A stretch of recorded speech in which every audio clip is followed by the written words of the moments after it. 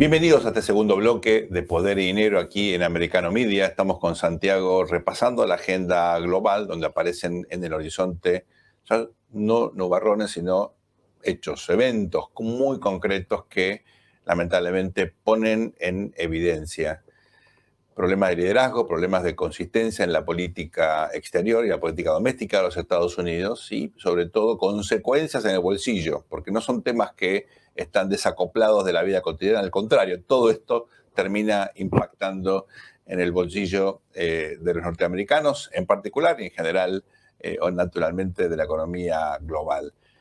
En el bloque anterior hablamos de energía, de la importancia que esto tiene, de la decisión de algunos miembros de la OPEP de reducir la producción de petróleo a los efectos de elevar el precio, cómo esto choca contra los intentos hasta ahora, bueno, parcialmente infructuosos de controlar la inflación.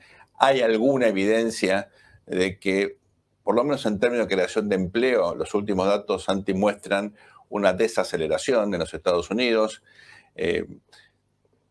La pregunta crucial aquí es la siguiente. En esta agenda global, con efectivamente una Europa que mira a China para solucionar el problema de Ucrania, sobre todo, no únicamente por los costos que tiene esta guerra prolongada, también por el hecho de que no aparecen otros actores, ¿no? Por supuesto, no son las Naciones Unidas, no puede la OTAN. Estos últimos días se terminó de concretar el ingreso formal de Finlandia a la OTAN. Hoy la frontera de la OTAN con Rusia es el doble de grande. Imagínense los conflictos, las tensiones que eso significa. La pregunta aquí, Santiago, es la siguiente. Esta dinámica geopolítica, este ingreso tan, yo diría, contundente, influyente de Xi Jinping en una escena internacional donde, por supuesto, China ya era relevante, pero ahora tiene otra capacidad de acción, influye de otro modo, induce comportamientos. ¿Puede tener algún escenario positivo para los Estados Unidos? ¿Hay algo en todo esto, algún equilibrio, aunque sea inestable, que uno pueda pensar a futuro, que le convenga a Estados Unidos? ¿O claramente estamos en un horizonte donde la pregunta es cuánto va a perder, no si va a perder? Yo creo que está en una dinámica muy negativa, Sergio. Quiero hablar de Estados Unidos en la administración Biden, no de Estados Unidos. Yo estoy convencido que Estados Unidos tiene las reservas, principalmente las reservas en términos de think tank, en términos tecnológicos, en términos de una capacidad. A ver, lo de la capacidad industrial, que fue lo que realmente aplastó a los, digamos, al eje, digamos, o sea, a los alemanes y sus aliados en la Segunda Guerra Mundial. Y a la Unión Soviética también. Claro, pero eso me parece que está en cierta medida perdido, porque durante todas estas décadas que la codicia de los capitales financieros maridados con el Partido Demócrata se ocupó de desactivar el aparato industrial americano, yo no tengo dudas que Estados Unidos es capaz de una recuperación espectacular, pero quiero advertir que el aparato, lo que es industrial e industrial, no estoy seguro en qué medida lo tiene. Es decir, recordemos que el jefe de la Fuerza Aérea, ahora la tercera semana de marzo, estuvo en la Cámara de Representantes y ofreció, en la tercera semana de marzo se conoció que el 8 de marzo había presentado su informe sobre el desarrollo del misil hipersónico americano que fracasó en la prueba estrepitosa del 8 de marzo y eso se supo la tercera semana de marzo en el informe a la Cámara de Representantes. Tienen que empezar de nuevo. Yo no recuerdo, Sergio, cuando los Estados Unidos estaban a la saga, pero a la saga además por varios años, en ese tipo de desarrollo. Entonces, yo quiero advertir, Estados Unidos todavía tiene la capacidad, tiene la reserva, pero está durmiendo una siesta estratégica que ya no sé si no está en coma estratégico. Es decir, no veo qué puede ser bueno para Estados Unidos en las cosas que están ocurriendo. Y yo quiero insistir en ese, ya que hablamos de maridaje, que eso te lo copié a vos, lo inventaste vos, digamos,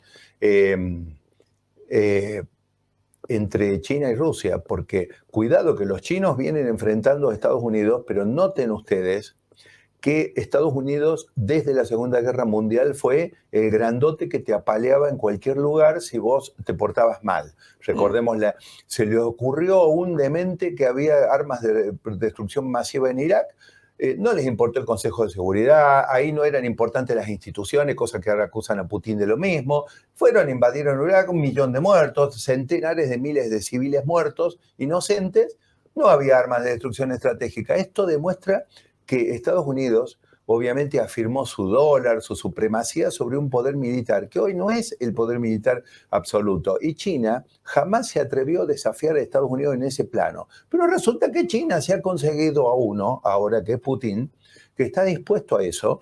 Y es un error tremendo. Fíjate que Occidente y Estados Unidos, Sergio, no están preparados y no hay antecedentes para mantener un conflicto bélico con una gran potencia nuclear. No los tienen.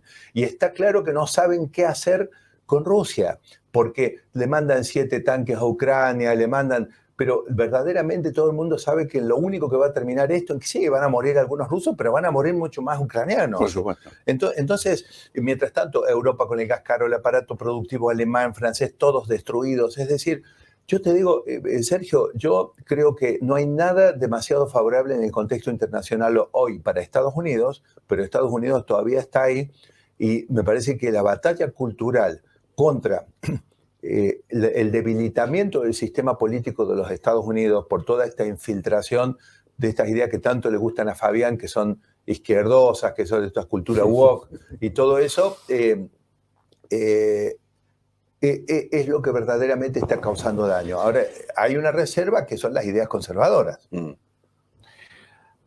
Hago un pie de página aquí porque una pregunta que yo me hacía es cómo esto impacta en el valor del dólar, de la moneda estadounidense, porque claro, en este contexto de tanta inestabilidad macroeconómica global y interna, uno supone, tal vez mirando la experiencia norteamericana, que el dólar debería sufrir. Esto siempre tiene un lado negativo, tiene un parcial lado positivo en el sentido que te debería hacer más competitivo el mundo, mejorar la condición en términos de competitividad, por lo menos desde el punto de vista del tipo de cambio. Yo sé que no es la única, tal vez no sea la más importante, pero en el momento de cerrar una operación, bueno, tener una oferta más barata, más agresiva vale la pena. Ahí, Santi, la pregunta es, ¿puede el dólar experimentar una caída en su valuación en un contexto como este o estamos mirando, en todo caso, un escenario de devaluaciones competitivas, donde si cae el dólar va a caer el euro? Hemos visto caer mucho el euro en el contexto de la crisis derivada de la invasión de Rusia a Ucrania. ¿Cómo ves ese horizonte? Te propongo que declaremos en revisión durante algunos programas de Poder y Dinero este marco de análisis de las monedas que se devalúan para dar más o menos competitividad a las naciones. Okay. ¿Por qué te lo propongo? Porque creo que la reglobalización, por llamarle de alguna manera, para no entrar en discusiones tontas, que yo creo que es una desglobalización parcial, en realidad, parcial. Digamos, cuando yo discutía sobre ganar o perder competitividad con el último recurso que te quedaba, que era con tu moneda, devaluándola frente a otras, eso era válido, digamos, 100% en un contexto de globalización.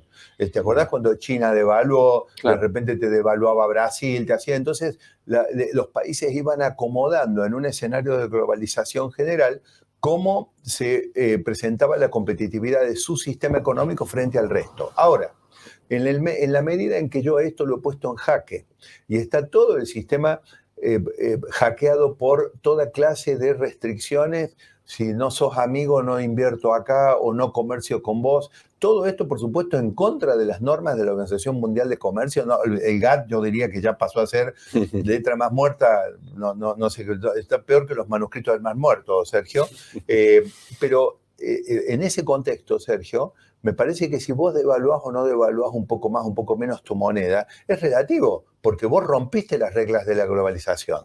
O sea, no quiero decir que no influya, pero me parece que no tiene el peso decisivo que tenía en otros momentos, ¿no? Históricamente... no te olvides, además, que la inflación no es una gran noticia para una moneda sana, ¿no? Bueno, justamente ahí iba, ¿no? Porque, por lo menos, otra vez tomando la experiencia de los ciclos inflacionarios en América Latina, Santi, uno aprendió que cuando vos elevás la tasa de interés, supuestamente debería fortalecer la moneda y más incentivo a que la gente confíe, por lo menos, en los títulos de un país, en el sistema financiero. Si la tasa sube, no demasiado, pues si no, puede surgir de otra forma. ¿Vos ves que eso está pasando ahora que esta política de la Reserva Federal está incentivando a que la gente lleve plata a Estados Unidos, que los ingresos de capitales para aprovechar este diferencial de tasa, bueno, atraigan a la gente a entrar a Estados Unidos o no tiene tanto impacto? Mira, sí, creo que todavía sí. ¿Por qué? Porque todavía existe en la matriz de pensamiento.